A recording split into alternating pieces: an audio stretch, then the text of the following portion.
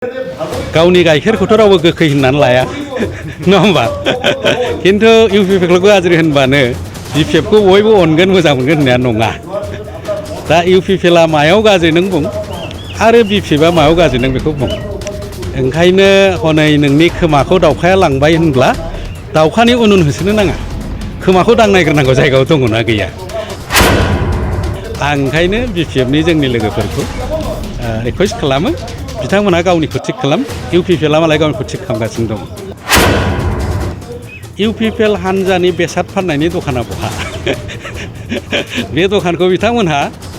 जोंनो खिन्थानानै होनांगौ आमुक दखानाव ओरै बेसादखौ इउपिपिएल हानजाया फानबाय होननानै जे इउपिपिएल पलिटिकेल पार्टि बे पलिटिकेल पार्टिया बैसोआव उन्दै बेखौ 2015 सननि 5 आगस्टआव दतमायाव गायसननाय जादोंमोन दिनै नुयो बे पलिटिकेल पार्टिया मोनसे लेभेलसिम सफैबाय दा बिटिसिखौ क'आलिसननि हिसाबै इउपिपिएलआ सालायदों आसाम सरकारावबो इउपिपिएलआ क'आलिसन पार्टनार 7 जन एमएलए दं आरो सासे केबिनेट मिनिस्टारनि बिबान लानानै दं आरो इउपिपिएलआ गावहानो सासे रायजो सभानि एमपि दं बे रायजो सभानि एमपिनि थ्रुयै इउपिपिएल दोलोआ सेन्ट्रेल गभर्नमेन्टखौबो सापर्ट खालामदों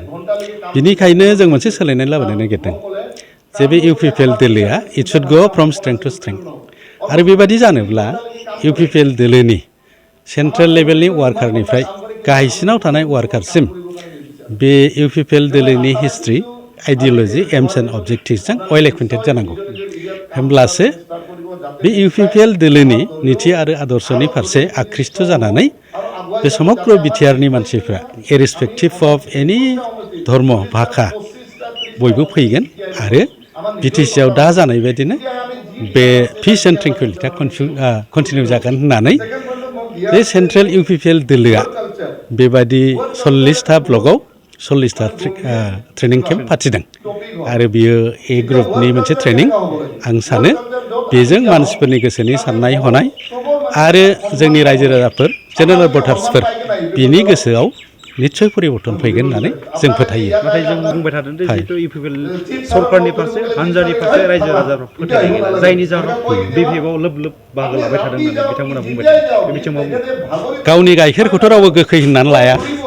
नङा होमबा खिन्थु इउपिपिएलखौ गाज्रि होनबानो बिपिएफखौ बयबो अनगोन मोजां मोनगोन होननाया नङा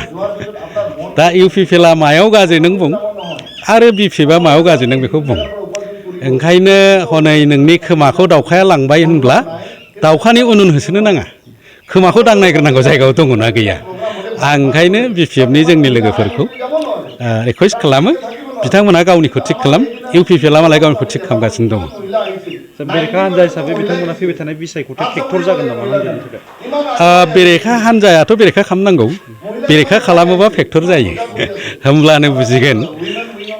बेरेखा हानजानि फारसे रायजो राजाफ्रा बांसिन सापर्ट दोङो ना रुलिं पार्टिनि फारसे रायजो राजाफोरनि सापर्टआ बांसिन बेयो मोनसे आनजाद जागोन बे आनजादखौ नोंथांमोनहा गावनो नुगोन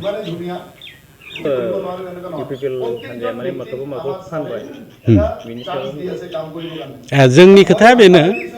इउपिपिएल हानजानि बेसाद फाननायनि दखाना बहा बे दखानखौ बिथांमोनहा जोंनो खिन्थानानै होनांगौ आमुक दखानाव ओरै बेसादखौ इउपिपिएल हानजाया फानबाय होननानै नङा होमबा खिन्थु जों दिनैसिम खोनादोंसो इउपिपिएलआ गोबां बेसाद फानबाय होननानै खिन्थु दखाना बहा आरो बेखौ सोर बायदों बिथांमोना जोंनो खोन्थाना होनांगौ